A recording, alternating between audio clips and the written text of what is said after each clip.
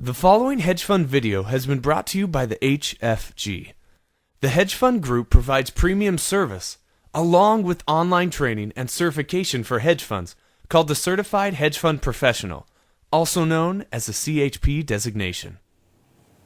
Hello, this is Richard Wilson, and today we're going to talk about the importance of an investment process and your investment research process, how those two go together, how you can be more institutional in communicating both your investment process and your research process, and how both of those things can be continually improved without damaging the consistency of your track record. So first off, institutional investors, as well as investors in general, are always a little bit concerned about investment processes that greatly change over time, because they might see the performance of your portfolio directly connected to one piece of your investment process, but if that's not the same as what you did during the first half of your track record, they might just throw away that track record and start where your new investment process started, because that is really your relevant performance. So it's very important to remember, if you're going to change your investment process, make sure you keep the core components in place, because it really will change how you're producing your returns, what risks you're taking probably, and that'll really change the perspective that investors have on your long-term track record when it eventually gets longer. One thing to remember is that almost everybody tweaks their investment process constantly. Most hedge funds I know, every 1 to 3 years, are changing little components of their investment process. That's totally normal. Adding new risk management tools especially is something that's commonly done. What's different though is if you change your theory, or if you change the main process, or you take out 30% or 40% of the process. That is a major change and probably should not be done unless it's starting a new fund, or it's some drastic situation where you have no choice.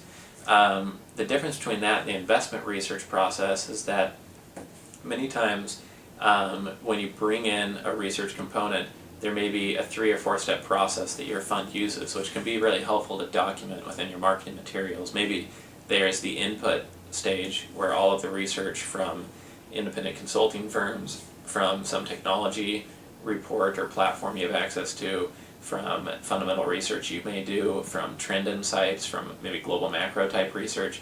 All of those inputs come in, and then maybe there's a report that's made, or maybe there's some sort of synthesis step. Then after that, maybe there's a refining and further synthesis step, and then the research is actually put to use and applied to making investments. So having the 3-step research process, which is very defined in who's doing what and when and why, is important.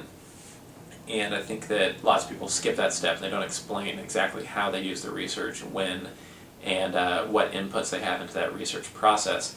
And what's important to know is that lots of times that research process will stay exactly the same. Maybe you'll have someone else helping with it, and so it'll be a little bit more robust, but those 3 or 4 steps will remain the same, but those inputs may be always changing, maybe always improving those inputs, changing how the information is received from manual to automatic, changing the level of information to receive, adding new inputs.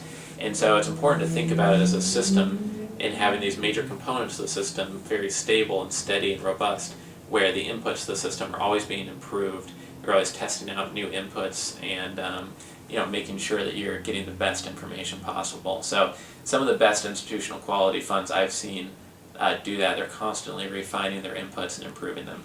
So that's the short talk I wanted to give on investment research versus investment process, how changes can affect the perception of your firm as being institutional quality or not, and some ideas on what can be changed and maybe cannot be changed without setting off some red flags on the investor's point of view.